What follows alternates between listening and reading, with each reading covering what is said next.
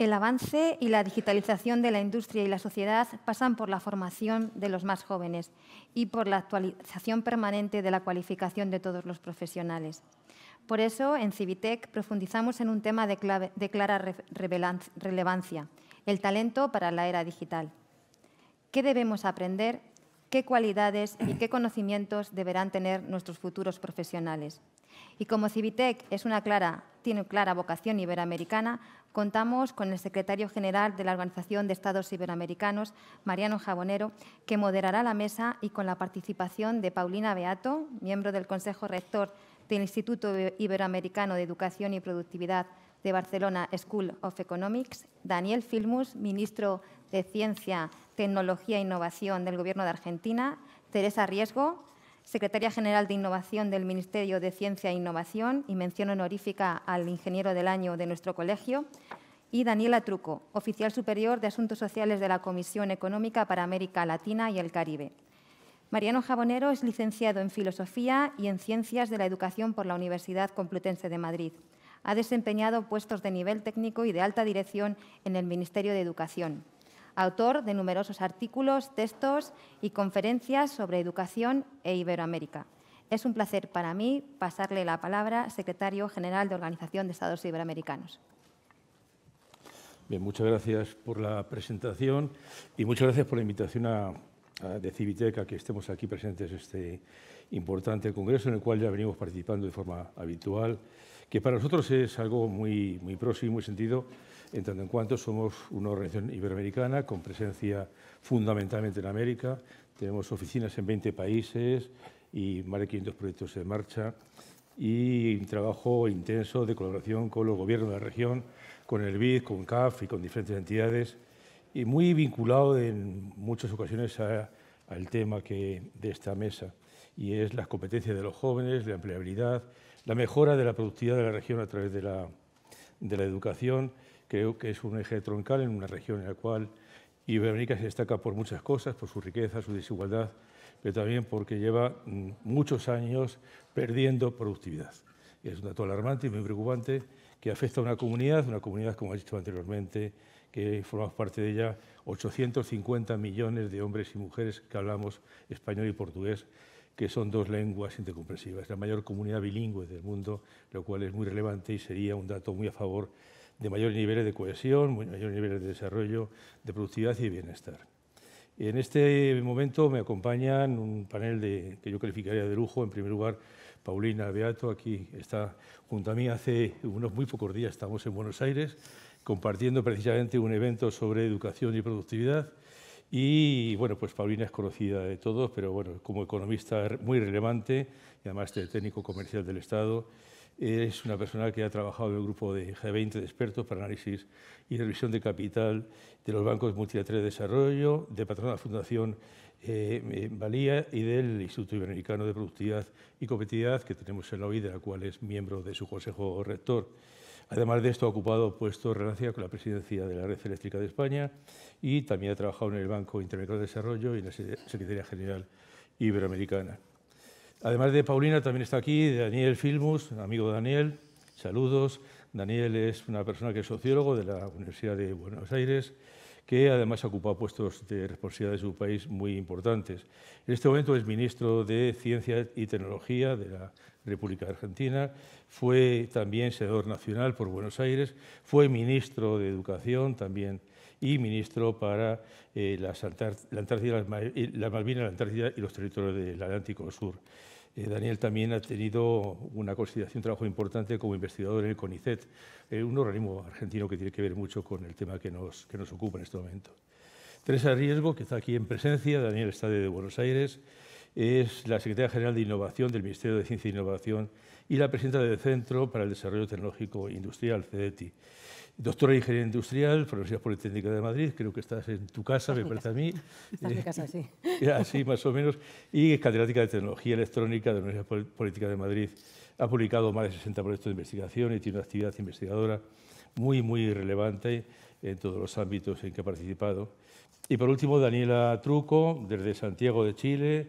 de allá. Daniela es oficial superior de Asuntos Sociales de la División de Desarrollo Social de la Comisión Económica para América Latina y el Caribe, la CEPAL, que tiene sede en Santiago, y ha participado en numerosos estudios e investigaciones relacionados con el impacto de políticas sociales en el desarrollo, en la mejora de la educación, la mejora de la productividad, y ha trabajado muy de cerca con el panorama social de América Latina, así como la serie de libros de la CEPAL, en los cuales ha participado, algunos de ellos en colaboración con nuestra organización, con la OI en concreto, Daniela. A todos y a todas, muy bienvenidos, y yo creo que llega el momento de empezar, digamos, lo que sería el trabajo de este panel.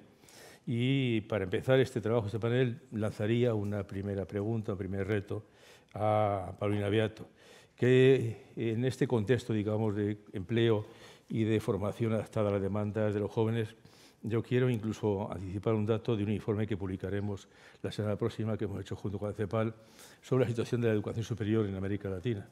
En ese informe se pone en relevancia que el 80% de los jóvenes egresados en nuestra región no tienen las competencias requeridas por el sistema productivo. Creo que es un dato alarmante, pero es un dato real, y creo que lo mejor es, digamos, abordar las realidades para poder transformarlas. Paulina, ¿qué cambios sería necesario en educación y en formación para garantizar una formación adaptada a las demandas de una sociedad de conocimiento como la actual? Te voy a añadir un dato más. El 50% de los mayores de América Latina, según una encuesta, no quiere, ni tiene oportunidades, ni tiene interés en transformarse digitalmente. Y esto tenemos que tenerlo en cuenta. Porque si, como todo el mundo nos dice, en el próximo decenio prácticamente 1.100.000 trabajos van a necesitar transformarse, esto va a ocurrir en América Latina y en España. Y lo primero que tenemos que hacer es que los jóvenes se transformen, pero estos van a la escuela, y que los mayores se transformen, aunque no vayan a la escuela. Ese es para mí el primer mensaje.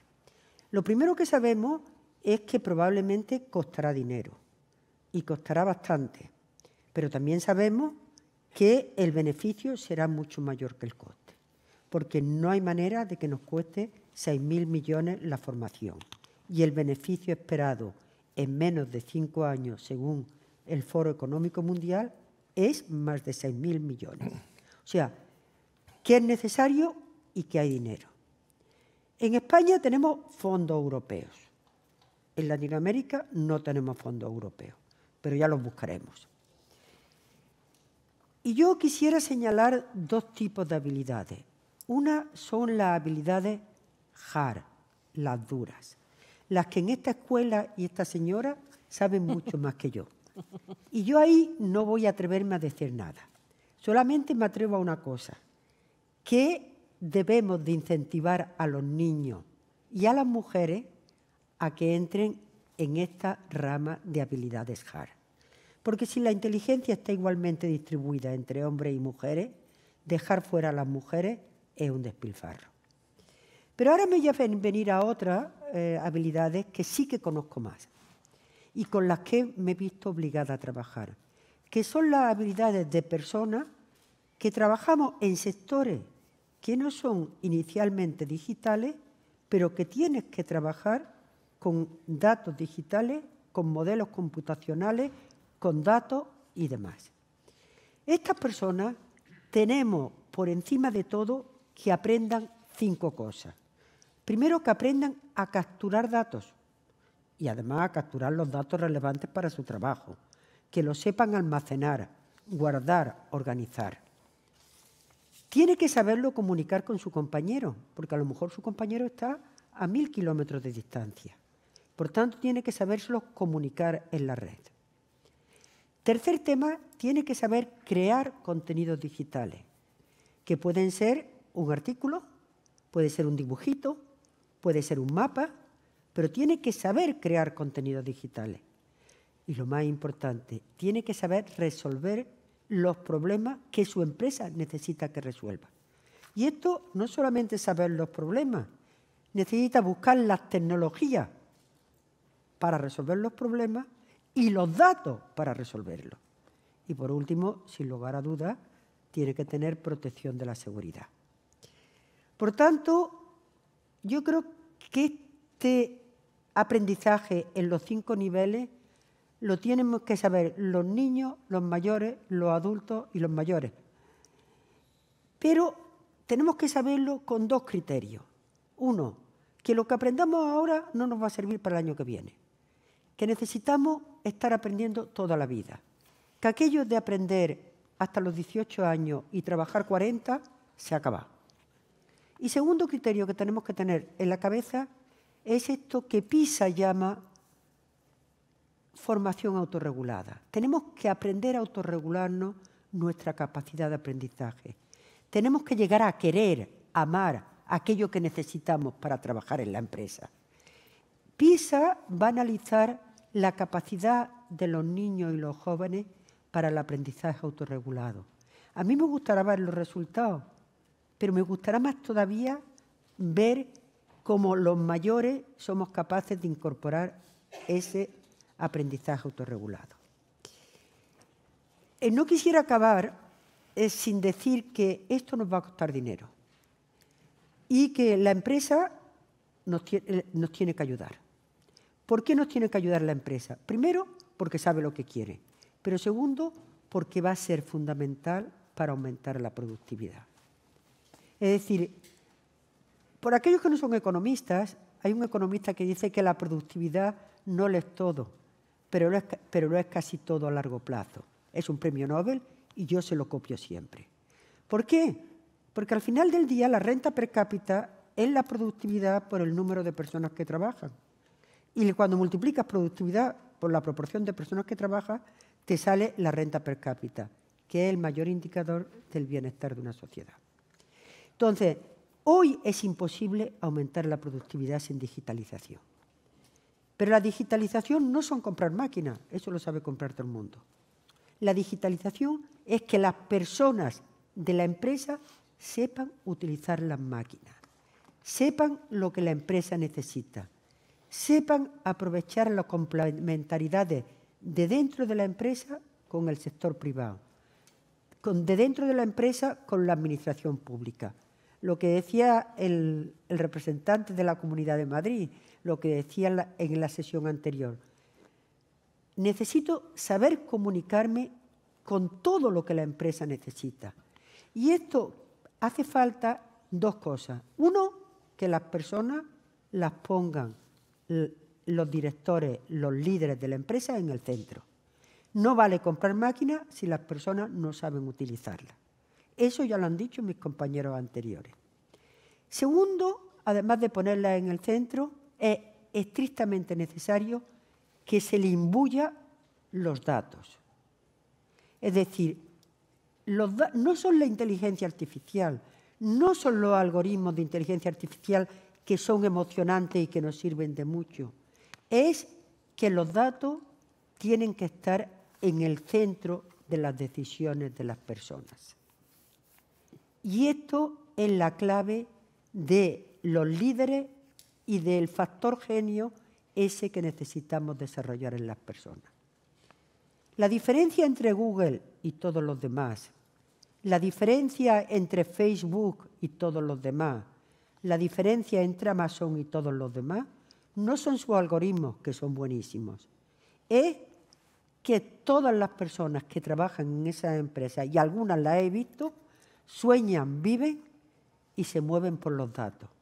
Hay que proteger nuestra privacidad, pero hay que pensar lo que nos enseñan los datos. Y esto será lo que nos lleve a los aumentos de productividad y a que las empresas apoyen y quieran transformarnos a los más jóvenes y también a los más viejos. Muchas gracias. Muchísimas gracias, Paulina. Muy bien, pasamos a hacer una pregunta a Daniel Filmus, ministro. Es una pregunta que tiene que ver con la actividad de tu ministerio muy directamente. Y es que el número de investigadores en la región ha crecido y ha crecido de forma notable. Es más, durante la pandemia, el número de artículos de investigadores de la región publicados en redes Scopus, por ejemplo, se ha incrementado más que nunca. Un dato muy a tener en cuenta en época, digamos, una etapa en la cual estábamos sometidos a confinamientos y a una presión importante. Pero todas estas redes de investigadores se concentran fundamentalmente en centros de investigación y universidades, nuestra región el 60% de la actividad investigadora se hace en las universidades. La pregunta es cómo podemos lograr una mayor participación del tejido productivo en la actividad investigadora para promover una investigación aplicada y una transferencia de conocimiento, que además de las universidades que participan activamente, el tejido productivo cómo podría ser más activo y más participativo en esta actividad, que es fundamental para la región. Muchas gracias, Mariano. Bueno, un gusto acompañarte y participar de este evento. Buenas tardes para los que están allí en Europa, buenos días para los que estamos aquí en América Latina, pero la diferencia no es solo una diferencia horaria la que tenemos de estar en Europa o estar en América Latina, sino que tiene que ver también con el fondo de la cuestión de lo que estamos discutiendo. Para que haya aporte de la ciencia y la tecnología a la industria y al mejoramiento de la productividad, en primer lugar lo que tiene que haber es ciencia y tecnología y por otro lado tiene que haber industria. No todos los países de América Latina tienen como modelo de desarrollo y de crecimiento la necesidad de mejorar la producción y elaborar materias primas en nuestra región. Hay países que tienen cierto desarrollo industrial, como el caso de México, Argentina, Brasil, Colombia, y en una gran mayoría de los países de la región, donde solamente se los mira como países productores de productos primarios, y en última instancia su participación en el comercio internacional de casi todos los países de América Latina, salvo alguna excepción, es la exportación de productos primarios con muy escaso grado de elaboración. Por eso el primer debate, la primera discusión es cuál es el modelo de desarrollo. La CEPAL ha discutido mucho este tema y ha planteado justamente que el eje central, desde 1960 viene planteando prácticamente la CEPAL en América Latina, que el problema principal está en el modelo y el estilo de desarrollo y la capacidad, la dificultad para incorporar valor agregado a partir de ciencia, tecnología e innovación en nuestros países. En la brevedad de tiempo voy a plantear 3 o 4 temas centrales. En primer lugar, lo que decía vos, Mariano, recién, la pandemia generó una necesidad de respuesta de la comunidad científica que la colocó en el centro de nuestras sociedades. En el caso argentino ha sido muy claro y realmente ahí se mostró que para qué sirve la ciencia, para qué sirve la tecnología, es para resolver los problemas de nuestra gente, mientras que los países centrales monopolizaron las soluciones para la pandemia y pudieron definir la vida y la muerte de casi todo el planeta. Nuestros países, hasta que tuvieron la vacuna, tuvieron que desarrollar alternativas propias y ahí mostró que es imprescindible y que es necesaria la investigación básica. Fue la investigación básica en nanotecnología, la investigación básica en biotecnología que nos permitió a nosotros poder dar respuestas propias e incluso fabricar aquí en nuestro país vacunas que fueron producidas en otros lados originalmente y también ahora están en el sendero no solo de tener nuestros propios insumos, nuestros propios kits, sino también están en el camino de tener nuestras propias vacunas. Recién se decía que para esto hace falta financiamiento. No es un financiamiento que nosotros esperemos que venga de Europa, sino tiene que ser un financiamiento de nuestros propios estados y de nuestro sector privado. En este sentido, si yo sumo toda la inversión en ciencia y tecnología de América Latina, prácticamente no llego a la inversión de Francia, de todos los países de América Latina. Entonces, para dar un ejemplo, la necesidad de aumentar la inversión hace que nosotros tengamos países como el caso de Corea, Israel, países centrales que pueden estar invirtiendo cerca del 5% y nuestros países que en general, salvo alguna excepción, ningún país en América Latina llega sumando inversión pública y privada al 1%. Brasil quizás es el único que puede estar en esa condición. Entonces, desarrollar ciencia y tecnología exige inversión del Estado y exige inversión privada. Nosotros acabamos de aprobar 2 leyes en el Congreso de la Nación, una para aumentar la inversión pública y multiplicarla por 4 en los próximos años, pero también otra, que es la economía del conocimiento, para incentivar sustantivamente la inversión privada. ¿La inversión resuelve por sí mismo? No, de ninguna manera. Por eso me parecía interesante la pregunta, Mariano, porque el eje central es también cómo cambiamos las culturas. Primero, la cultura de nuestra industria que demande en el caso de la digitalización y la incorporación de otras nuevas tecnologías, le demanda al sector científico, pero también cómo volcamos al sector científico, que eso era lo central de la pregunta, a lo productivo. Ahí tenemos varios temas para hacer. En primer lugar son los incentivos económicos, cuánto nosotros generamos de aporte para la transferencia de tecnologías. En general no es mucho lo que los estados nuestros en articulación con el sector privado vienen haciendo en esa dirección, y hay que aumentarlo sustantivamente. Pero también hay temas fundamentales como la misma carrera científica. Nuestra carrera científica sobredimensiona la publicación de papers muy por encima que por ejemplo, para dar un ejemplo, el tema de las patentes.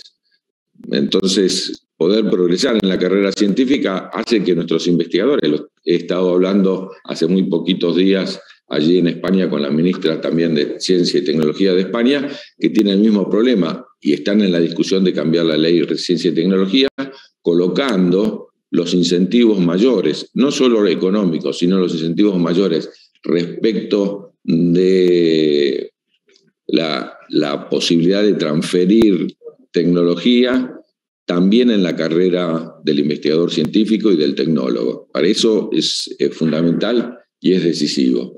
Termino con dos reflexiones finales. La primera es que el esfuerzo que hay que hacer para tener capital público y capital privado para mejorar la productividad de la industria exige sin lugar a dudas el aporte de la ciencia y la tecnología.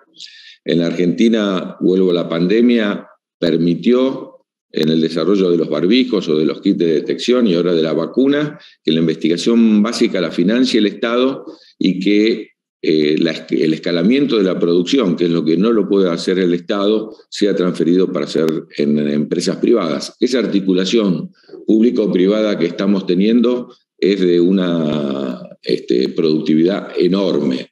También en el caso de la biotecnología, como ustedes saben, hace muy pocos días fue aprobada en gran parte del mundo modificaciones tecnológicas en la biotecnología, particularmente la genómica aplicada a semillas del sector público que hizo la Argentina, pero que transfirió rápidamente al sector privado.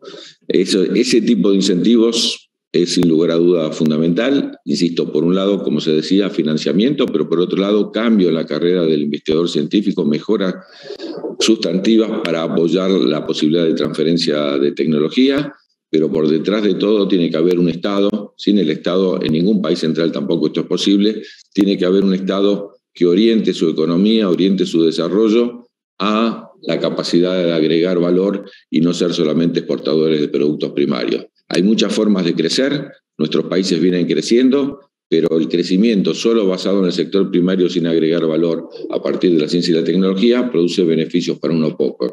Tener una sociedad más desarrollada, pero al mismo tiempo más igualitaria, exige del aporte, sin lugar a dudas, de la investigación, de la ciencia y de la tecnología. Muchas gracias, ministro, por la exposición y la respuesta pertinente a la pregunta que te hemos hecho.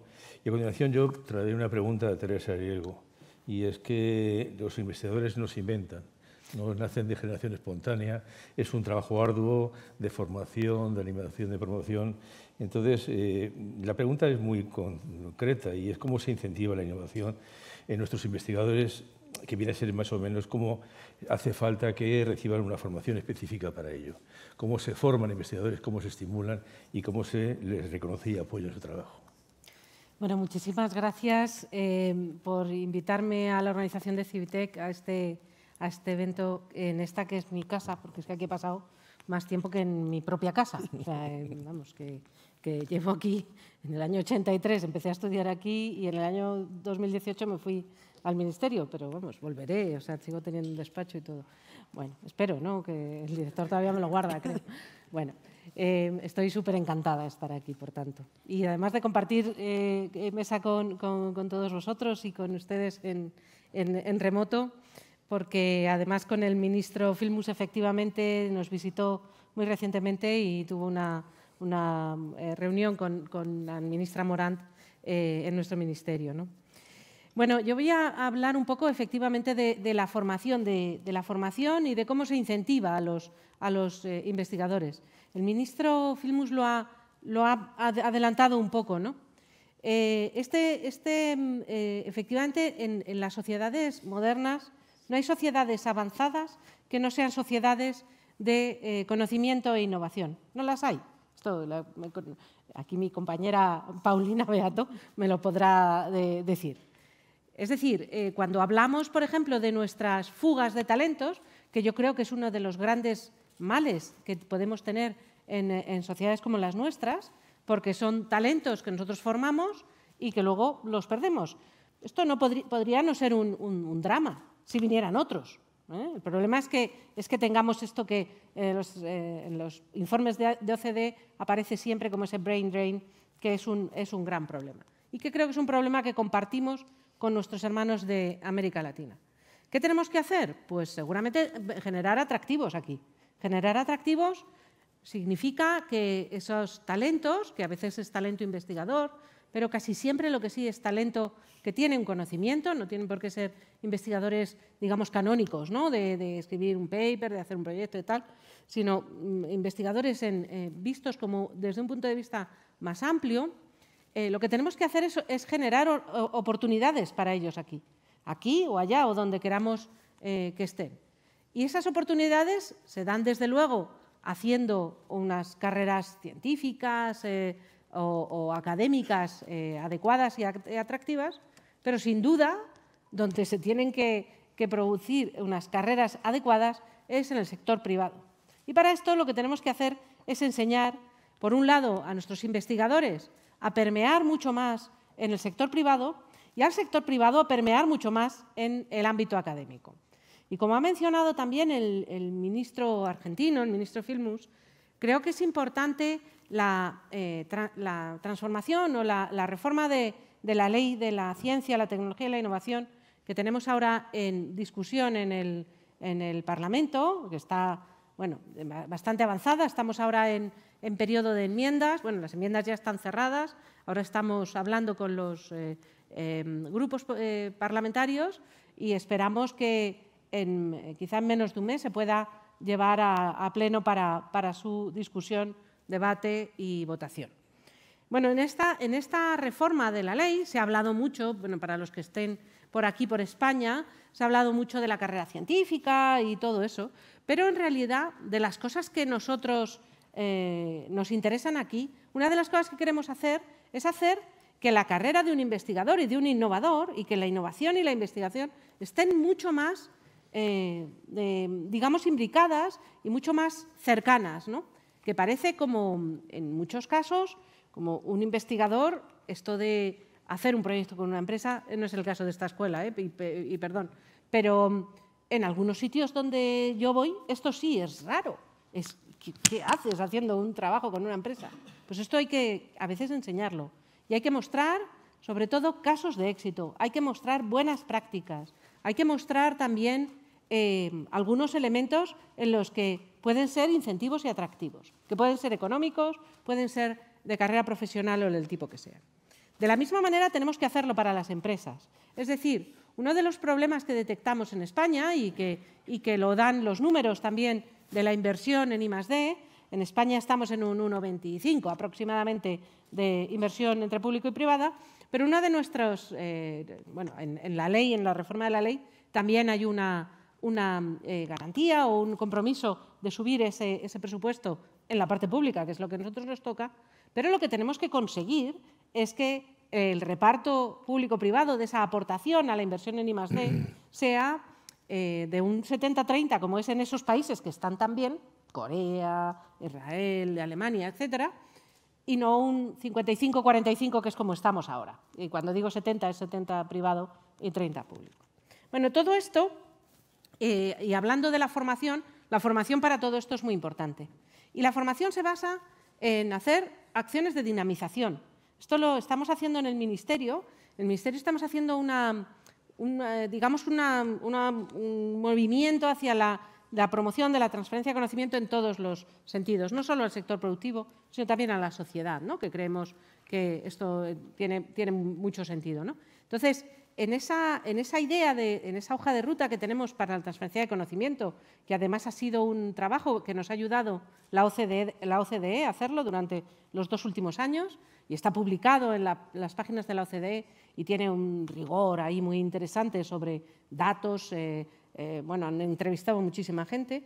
Bueno, siguiendo con esto, dentro de esta idea, una de las cosas que estamos poniendo en marcha un programa de dinamización, que son básicamente píldoras. Desde luego no es un máster de 60 CTS que empieza en septiembre y termina en agosto del año que viene. No, no es así. Son píldoras formativas, además hechas ad hoc para cada tipo de perfil, porque seguramente no necesita lo mismo un joven doctor o alguien que está haciendo el doctorado que alguien que lleva ya mucho tiempo y está aburrido de tener papers en un cajón o en un currículum, que son muy buenos para acreditarse o para hacer otras cosas, pero no tan buenos para sacar cosas adelante y a veces ni siquiera para divertirse, tengo que decir, porque esto también lo he vivido. Entonces, no son los mismos, pero tampoco son los mismos estos señores que nos ayudan a los investigadores a transferir ese conocimiento, que nos abren las puertas de las empresas, que nos acompañan en las reuniones, que saben escribir algo como una due diligence o cosas que desde luego en la universidad ni se explican ni se sabe cómo hacer. Entonces, todas estas cosas creo que forman parte de la formación. Y nosotros lo que estamos haciendo es que estamos poniendo en marcha algo que lo vamos a poner online, vamos a hacer encuentros también porque creemos, en fin, que verse la cara también es una muy buena cosa.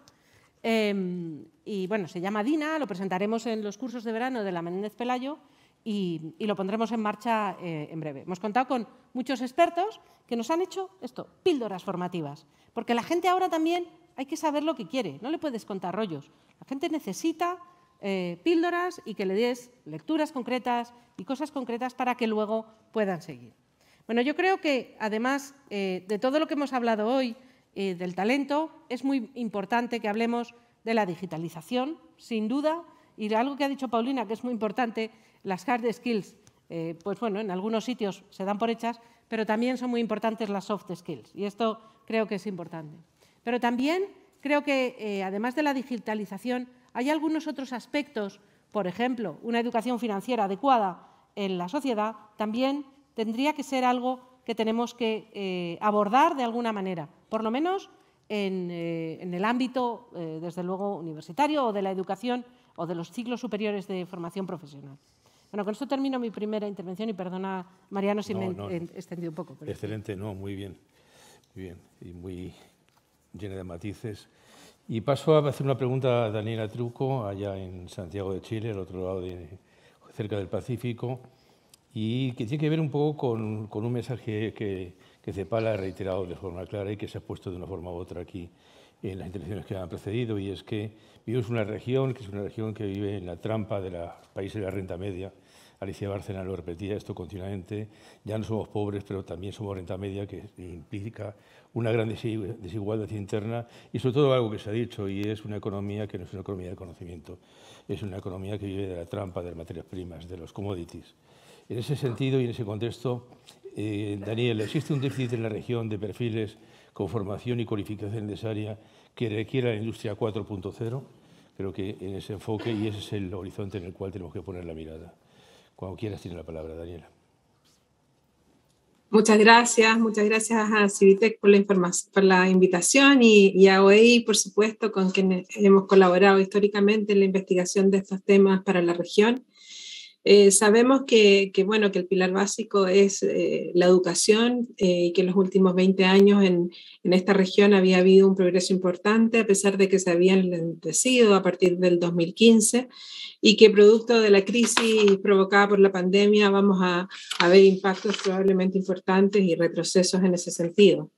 El desafío, además, no solo se trata de alcanzar más años de educación para nuestros jóvenes, sino que nuestras generaciones tienen que formar las habilidades necesarias y lo que veíamos ya previo a la pandemia es que las habilidades que se están formando son insuficientes, al menos en aquellas competencias cognitivas básicas como son la lectura y las matemáticas, y las brechas de resultados de aprendizaje eran otra gran preocupación para esta región.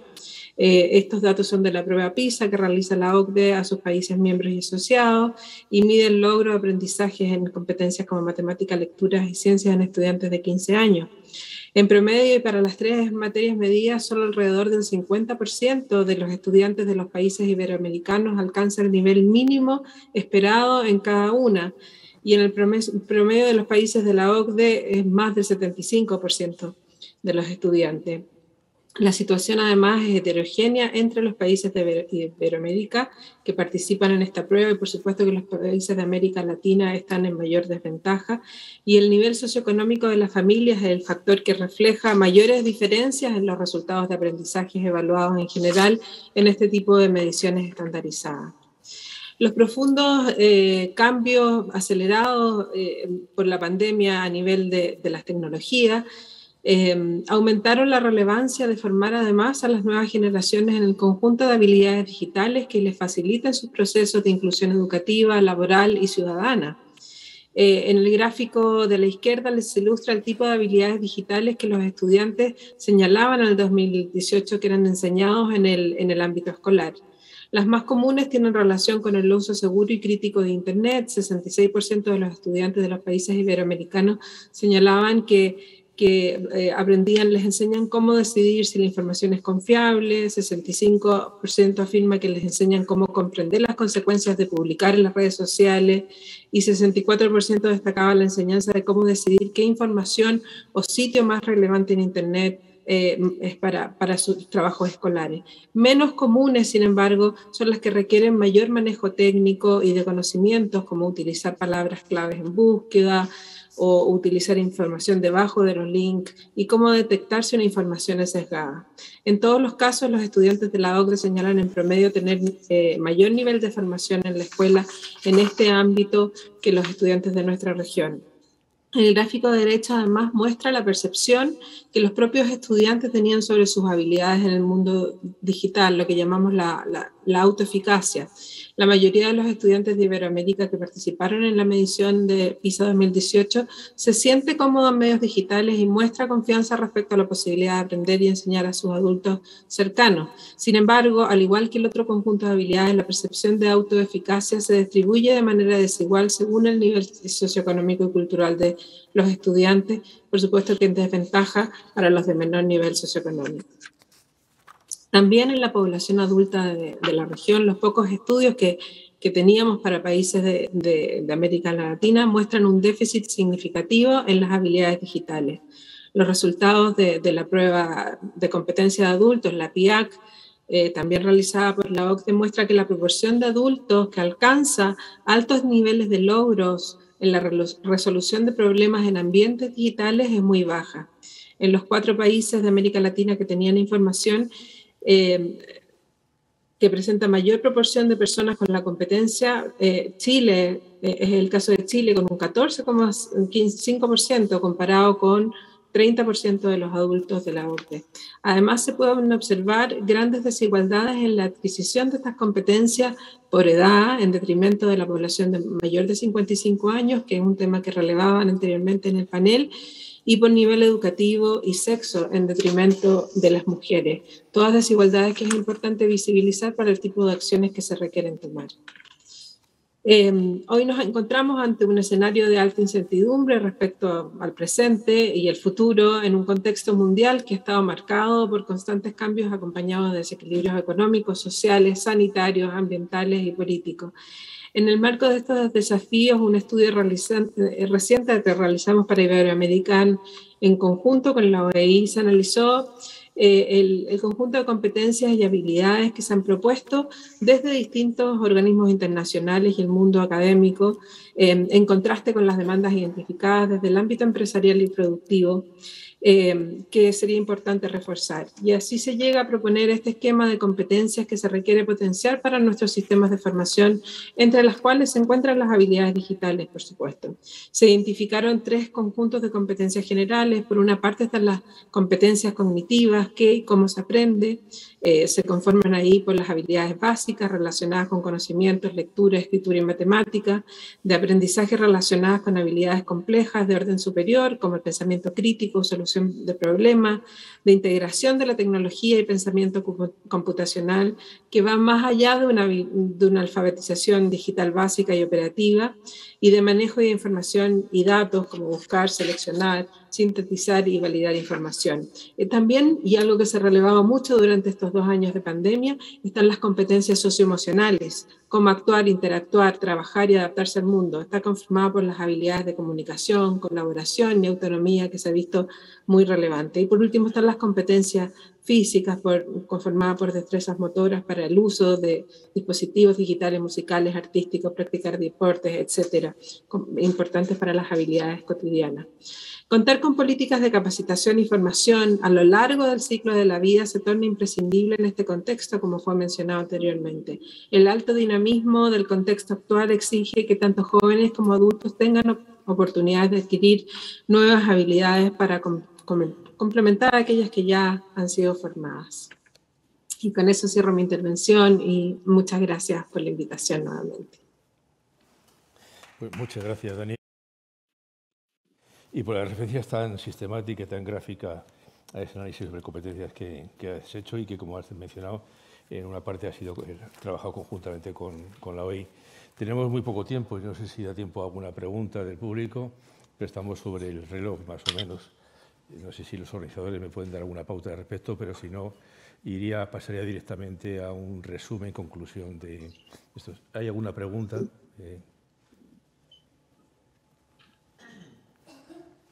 Bien, si no, por seguir y respetar el horario, lo que voy a hacer es, digamos, una forzada síntesis de lo que hemos conversado aquí en este momento, en este panel.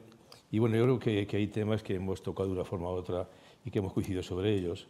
En primer lugar, y una cosa que el ministro argentino ha expuesto, es que hay diferentes modelos productivos y diferentes modelos de producción, de sociedad, determina claramente qué modelo de investigación tenemos que desarrollar. No es lo mismo una economía rural, agraria, que vive de la venta de materias primas agrícolas, a una economía industrial más o menos desarrollada. Somos una región, como decía yo antes, hemos pasado a la trampa de los países de renta media. No somos pobres, pero tampoco somos otra cosa. Y somos una economía y una región en transición, que es un término que ha acuñado la CEPAL y que creo que es muy útil para explicar la realidad, pero que son diferentes realidades. En segundo lugar, diría que, y esto lo han apuntado tanto Teresa como Paulina, hay una gran disonancia entre las habilidades y competencias disponibles y las requeridas. Son dos mundos diferentes, dos mundos que hay que forzar su aproximación, y no tanto solamente que es un problema y una cuestión de los jóvenes, no es solamente una cuestión de aquellos que están en la escuela, que están en las universidades y que van a seguir al sistema productivo, sino también que es una cuestión que afecta por igual a todos. Ese principio antiguo de UNESCO de educación a lo largo de la vida se hace más realidad que nunca. Esos estudios que hablan de la volatilidad de los puestos de trabajo y cambios acelerados es algo real, lo estamos viviendo día a día y mucho más después del impacto tecnológico y mucho más todavía después de la pandemia que ha acelerado los procesos que eran tendencia digitales, ya no son tendencia, son, digamos, una explosión de transformación digital importante. La financiación también es una cuestión importante y también se ha sacado a colación. Y es cierto que hay que conseguir que nuestros gobiernos inviertan más en ciencia y en innovación, que invierten poco hasta la fecha, como ha dicho el ministro argentino, solamente hay un país de la región, que es Brasil, que está por encima del 1%, y si no, además de esa financiación propia, también yo, y voy a hacer existencia en ello, porque me corresponde, creo, que es la mayor financiación externa de la banca multilateral, el Fondo Monetario, Banco Mundial, BID y CAF, que están incipientemente apostando, pero apostar mucho más sobre ello, y todavía más también de la cooperación internacional. La cooperación internacional ha decaído y creo que hay un ejemplo de ello que tengo que decirlo, y es que una gran entidad de cooperación que ha sido siempre la Unión Europea, digamos, se ha olvidado en buena parte de América Latina. Es cierto que tenemos conflictos gravísimos aquí al lado, pero también es verdad que somos una región que formamos parte de Occidente y que la Unión Europea, que ha sido líder en cooperación en América Latina, parece que en la agenda se ha olvidado la región.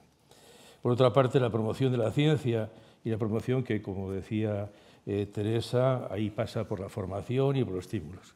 Creo que es competencia y estímulo, animar y haya, digamos, iniciativas que hagan atractivo el mundo de la ciencia y que haya, digamos, dedicación a ello y que eso tenga algún tipo de retroalimentación, que no sea una mera actividad especulativa que alguien la hace porque le gusta y nada más. Eso no funciona realmente cuando el retorno en mejora de bienestar, de productividad, de competitividad, es muy importante desde el mundo de la ciencia. Y también, por último, digamos, las competencias digitales y socioemocionales. Ahí estamos todos de acuerdo. Después de la pandemia, lo que era una tendencia, que era una transformación digital que iba avanzando rápidamente, después de la pandemia hemos comprobado que la sociedad va a ser digital, mucho más digital. La transformación digital en las regiones, junto con el cambio climático, los dos ejes de trabajo fundamentales de la región, que son dos líneas de trabajo que determinan claramente el avance de la región y que deben ser, digamos, tratados con una gran prioridad y no dejando que sea la región un lugar de controversias comerciales entre China y Estados Unidos. Tener nuestra agenda propia de trabajo, de cooperación y desarrollo para la región, que, insisto, pasa por transformación digital y por cambio climático. Y, por último, yo quería, digamos, con el permiso del ministro que hemos conversado y que el Ministerio también de Ciencia de España, dar una primicia, y es que en la región estamos trabajando en todos los países, todo el mundo, con un gran interés en las políticas de la ciencia. Hay leyes que están en marcha en España, en Argentina, en otros países. Creo que la ciencia está cobrando un papel protagónico en el mundo de las políticas activas de la región y por ello, desde la OI, junto con los gobiernos de la región, entre ellos en la República Argentina, hemos pensado que es momento oportuno para fomentar el trabajo compartido y organizar un gran congreso iberoamericano de ciencia que celebraremos próximamente y que anunciamos la fecha. Es un momento para tomar, digamos, la tarea conjunta, juntar las manos y las mentes y avanzar en aquello que es la construcción de una nueva política de ciencia de la región y que los gobiernos de la región, doy fe que están todos ellos muy interesados en trabajar en esa línea. Y ahí va a ser un punto de encuentro, de trabajo, de debate, de análisis y de innovación que queremos que poder avanzar sobre él. A todos y a todas, muchas gracias. A todos los participantes. Paulina, muchas gracias. Teresa, muchas gracias. Daniel, muchísimas gracias. Daniela, muchas gracias. Y seguimos emplazados a seguir avanzando, compartiendo, trabajando y sacando este gran propósito adelante. Muchas gracias a todos.